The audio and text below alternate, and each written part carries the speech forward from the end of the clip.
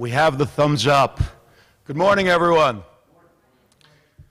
I'm Scott Mazarski. I head up the cross-platform businesses across the Bloomberg industry verticals, which are Bloomberg B&A, Bloomberg Government, and Bloomberg New Energy Finance. And it's my pleasure to welcome all of you in the room today and also on our live stream to the third in our series of events focusing on the future of nuclear energy. We held our first event back at the Bloomberg New Energy Finance Summit in New York in April, and we held our second event in June in Boston. Today's conversation is really at the heart of what we do at Bloomberg, providing valuable content and insights to our customers and our audiences, whether it be through the Bloomberg Terminal, whether it be through our platforms at Bloomberg B&A, B-Law, or at Bloomberg Government or Bloomberg New Energy Finance, or whether it's through events like this that convene thought leaders to talk about key issues that are impacting businesses and investors all around the world. I want to give a special thanks to our underwriter, Nuclear Matters. They've been a tremendous partner throughout this event series, and we very much enjoy working with them and appreciate the fact that they've partnered with us here. I also want to thank all of our speakers today. We have a great group of speakers and panelists. And we're also glad to have Chris Gadomski. Chris heads up nuclear research for Bloomberg New Energy Finance, and he's going to kick it off today with a conversation with Dr. Lawrence Lindsey. Dr. Lindsey, who many of you know, is currently the CEO and president of Lindsey Associates, but prior to that, held a number of positions, including assistant to the president and director of the National Economic Council at the White House. Dr. Lindsey was also the chief economic advisor to President Bush during the 2000 campaign and served as a governor of the Federal Reserve System and a special assistant to the president for domestic and economic policy during the first Bush administration. So Dr. Lindsey's been quite busy. And we really are excited to have him on the panel today. So with that said, I'll hand it over to Chris. Thank you, Scott. I'd like to welcome all of you here to our Pittsburgh venue, and I'd like to welcome all the people who are watching this presentation streaming live on the internet. And so we do have a national audience here for our conversation today.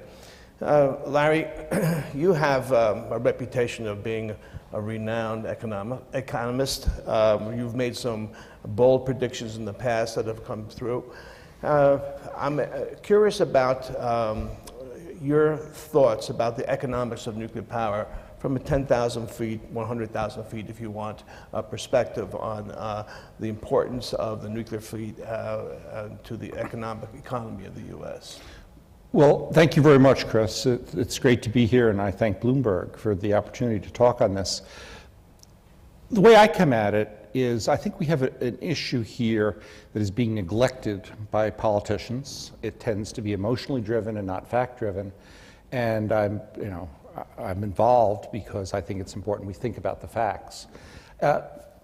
Thinking about the role of nuclear energy, we really need to think about diversity and the importance of diversity in our energy portfolio. We're relying on a variety of different sources. And sometimes some of them look more attractive than others, but that always changes.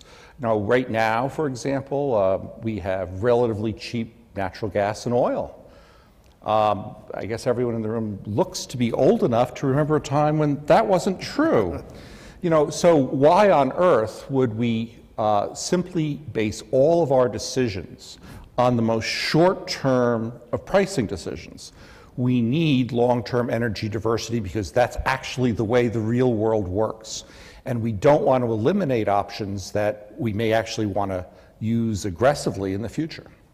Mm-hmm. And so what are the challenges that are, from a policy perspective, from a competing energy technology perspective, that the nuclear fleet faces throughout the country today? Well, one of them is, again, the immediate short-term pricing environment. Some alternative sources have come down in price, and of course that sets the market price. Now, nuclear is actually free, virtually free, on a short-term basis. Once you have that nuclear power plant running, you really can't shut it down, the fuel cost is there, what have you. But on a more intermediate term basis, it involves keeping and training new, very talented workers to be able to work in those areas. Pay in the nuclear industry is 30 to 40% above the local median, for example. Well, so if you're getting a very, very low price, you might be covering your fuel costs, but even going forward, say 3 to 5 years, you may not be able to capture those costs.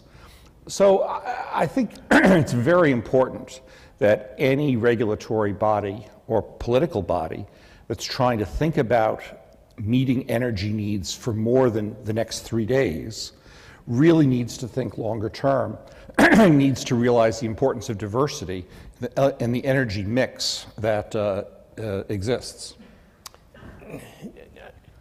Is there anything that can be done to sort of alleviate some of the short-term pressures that, from an economic perspective, that the existing fleet faces these days?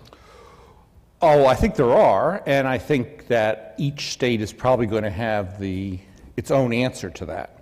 One of the challenges that is being faced now here in Pennsylvania and in all the other 49 states as well is the challenge of meeting the new carbon targets. The federal government has decided to let each state make its own choices. But what that really means is that local regulators are being told they have to take into account more than just the immediate short-term pricing issue. Carbon, for example, and other emissions, if you actually look at what economists call their shadow price, what they actually cost society, are a pretty significant portion of what nuclear benefits are. For example, there's a total of about $100 billion a year nationally in sales of electricity from nuclear power. Value added on that, $60 billion. That's what the nuclear industry actually adds on net. Now, the cost of the carbon, basically 570 million tons a year, is worth $25 billion. The value of the nitrogen oxides and sulfur dioxides that aren't being emitted are another $8 billion. So here you have an industry with a value added of $60 billion in cash terms, but with this additional $33 billion sitting out there that isn't being recognized. Now, there's lots of different ways of recognizing it. You can do it through a market, you can do it through a regulatory apparatus, whatever it may be, but from society's point of view, forgetting about basically another 50% of the benefits of an industry is not a smart way to go. And so whatever each state chooses, I think, is their own decision. It'll be based on local needs. But it's very, very important that we incorporate issues like that into the decision-making process, as well as what I mentioned first, which is diversity. You can't simply have a regulatory agency running a state power grid based on, what the costs are for the next 3 minutes, 3 hours, or 3 days. You want to, and not even 3 years, you want to think 30 years out, 50 years out. What is it that the state power grid needs to be most effective at meeting the long-term needs of the state? And there are many ways within a regulatory framework that all electricity operators operate under to do this. And I don't want to tell Pennsylvania what to do, but there's lots of ways of including these issues in their decision making. Great. Talk about the, let's go from, say, a 10,000 feet level down to a local level. Both you and I grew up north of New York City during a time when they were building the Indian Point nuclear power plant. You were a couple of towns closer than I was to all of that. Tell us about what was the economic impact in the community of making that investment, and how important is it to the rest of the to the state and to the counties to continue those things operating? Well, it was very important back then. It's very important nationally. We get $2.2 billion a year in state and local revenue from the nuclear industry. Here in Pennsylvania, I think it's about 81 million from that. So that's local tax base. Now, that tends to be quite concentrated, and that's what it was where I grew up. By the way, I grew up 3 miles away, and so it was, I was very, very familiar with it. It was part of my life, and it's one reason why I've always had an interest in nuclear power. It turns out my uncle was the superintendent of schools in the district that had those 3 plants. I didn't live in that district. He was able to provide a really quality educational program with local property taxes that were a third what they were everywhere else. So we were all kind of a little bit jealous of him. But that actually was a sign of just how important Indian Point was to the local economy. It really funded their a very quality, high quality level of local services, particularly schools, and was vital. I know, because I go back there, it would be a real concern to that area if those plants weren't there. Mm-hmm. So have you looked closely at other examples where we have closed down nuclear power plants and the economic implications to the region there? Well, Vermont is probably the leading example. The state, Vermont provided nuclear power not just to Vermont, but also to New Hampshire and Massachusetts. And energy costs there, I think in New Hampshire the figure's like 35% higher energy bills. In Massachusetts it's 40% higher energy bills. It's a very, very important phenomenon. Now nationally, and here in Pennsylvania, well, nationally it cuts power costs by about 6%. Here in Pennsylvania, that works out to a savings of about $600 million a year to Pennsylvania power consumers from nuclear power. That's real money. And so there's no question that closing down the nuclear plant not only has important ramifications for the community in which it operates, and, oh, by the way, for the jobs in that community as well, but also for all consumers statewide or nationwide who rely on nuclear energy for part of the energy mix. Mm-hmm. Tell us a little bit now about the importance of maintaining a healthy base load in the United States, and then from there we'll go and talk about what other countries are doing internationally. Well, here it's going to get a little technical, but I think the audience can handle it. But I think this audience can handle it. The important thing to keep in mind is that demand for power fluctuates up and down depending on the time of day, and particularly by the season of the year. And that's actually why you want to have diversity in your energy mix. Some forms of energy you want operating 24/7. You use the term base load. That's typically what nuclear energy provides. You also need to, peak power, and that's something you can turn on and turn off. And think of another base load is hydro. The water's going to go over the dam no matter what. Same kind of idea as with nuclear power. So that's why it's important to have that diversity.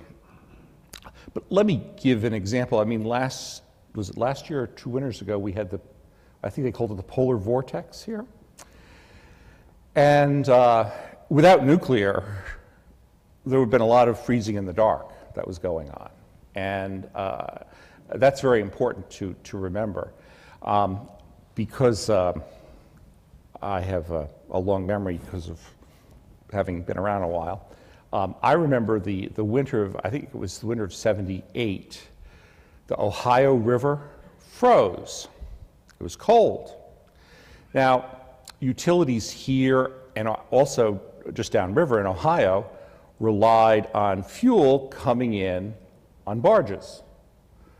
So let's see, it's really cold outside, you really need energy, and your supply of energy comes up the Ohio River, which is frozen, right?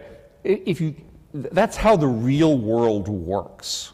And to make pricing decisions, again, and strategy decisions based on how the world is working today is actually quite foolish, because we are going to have more polar vortexes. We are going to have more times when the Ohio River is freezing. We're going to have more times when a pipeline happens to be shut down for whatever reason it may be. we need diversity, we need nuclear as kind of a core supplier so that if one of these other things goes wrong, we don't freeze in the dark. I have a few minutes left before we're going to open up the floor to questions for Larry. Let's look at, I do a lot of analysis on global markets for nuclear power, and I look at what's happening in the US, and our curve is going flat and then dropping off in the next 2 decades.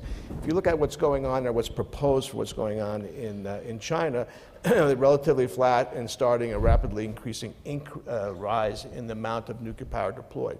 From an economic perspective, what's the implications of those two strategies or realities?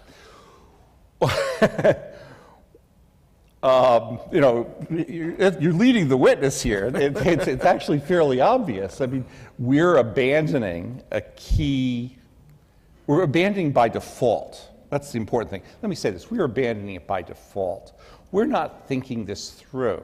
We're refusing to think about the issue, and so we're letting nature take its course. The Chinese are not letting nature take its course. They know very well that nuclear power is going to be essential for their long-term economic health. And if you've ever, I mean, I visit Hong Kong a lot, and Hong Kong has a saying, you know, every day we've exported the jobs and we're importing the smog. And you can literally see it rolling in. And the Chinese have to do it in part because we're not talking about something new like carbon. We're talking about being able to actually breathe the air outside when you go to China. They know very well that they have to make a conversion to nuclear energy. It's the only way their economy can grow. It's the only way they can improve their air quality standards. And they're on top of it, and they're not sitting back passively letting the future hit them in the face. They are aggressively taking actions to plan for it. I've heard a few comments from the people who I talk to on a regular basis that the U.S. is in jeopardy, or if it has not already lost its leadership position in nuclear power. Is that true, or is that just excitement? It's very hard to judge a race like that. Why don't we say we're certainly not gaining ground and others are. And so whether it is today or whether it is 5 years from now or 10 years from now, that is something that's definitely at risk. And one place that I am most concerned about is actually in the manpower, the skills base for the workers who run the nuclear power plants. Nuclear power really took off 30, 40 years ago. These people came into the industry, oftentimes those jobs don't require higher levels of education, they require on-the-job training.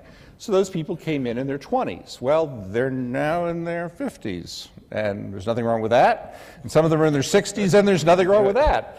But, this is actually, at some point, they are going to retire, and there is a skills gap there. And it's something that, because it's a little bit like the baby boom moving through, right? This is a wave of workers, and once they go out, you need suddenly a lot of people to replace them, and we don't have them, and unless we actually start making some very conscious, longer-term decisions that jobs are going to be there, it's not going to be an industry that's going to attract the people that we need. I think we have a question from our streaming audience for Larry. Is there anybody in the room who wants to go ahead and throw a question at this respected economist? Mark, you have a... Sure. The question that came in is the following. Do the baseload economics of nuclear generation ultimately conflict in the market with high levels of renewable power deployment that create off-peak surpluses and possible shortages of capacity and flexible generation? Let me see if I understand the question correctly. I think there's two parts to it. The first is the nature of, quote, competition with other sources. Let's be frank about the math.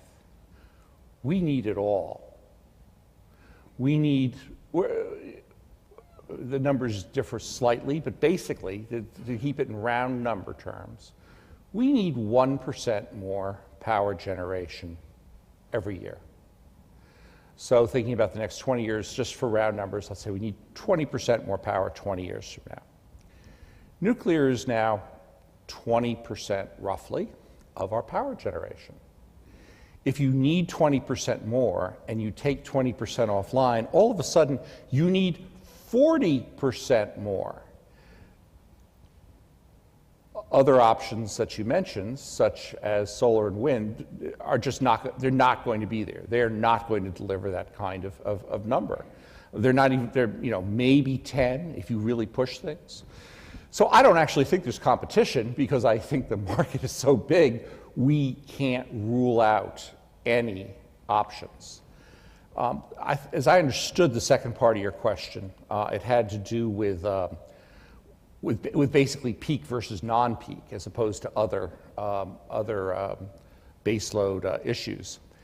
Again, I don't see there being a real competition there, because you need both. You need a baseload, and you need the ability to peak. And I go back to where we started. I hate using this word over and over again. You need diversity in your energy mix. You need both. And so again, I don't see where there's a competition between base load and peak load energy generation. We should have them both. And we're going to need it all. If I could just expand on that one more step, one of the silliest things we could do is use peak load types of generation for base load uses. That is, the variable cost issues and everything else, it's just not an economically smart way to go. It not only shuts down the diversity option, but it also is actually a higher cost option. So I think we need both base and peak load capacity in the system.